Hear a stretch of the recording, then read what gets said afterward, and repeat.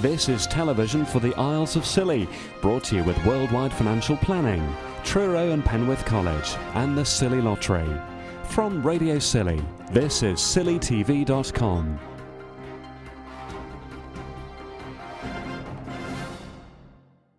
St Mary's Harbourmaster Dale Clark has held his first meeting of harbour users to explain policies and ideas for the Dutch-operated facility and the Porthloo boat park. Harbour fees are going up by 3.5% this year, and the pricing for visitor moorings will rise by £1 a night to £18 for a vessel sized up to 40 feet.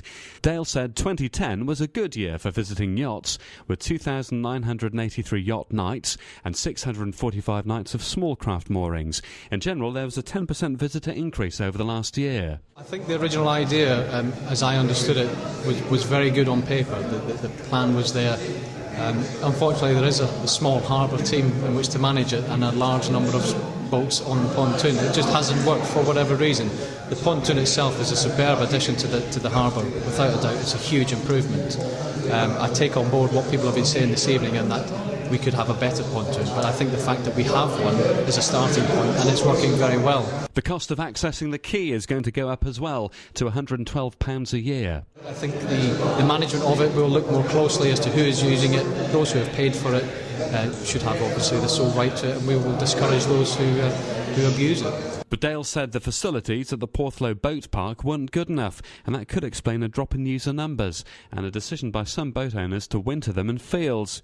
He announced that fees wouldn't rise next year, but for Richard Farr, that wasn't enough. He wanted a reduction in costs. Well, as I said in the meeting, that it would be nice if they could just sort of take the nought off the end of the fees, for instance, and make them a lot smaller. Dale says the plan is to improve services at the Porthloo boat park and bring in water and electricity. He's going to pursue funding from the local action group for a new slipway and other improvements.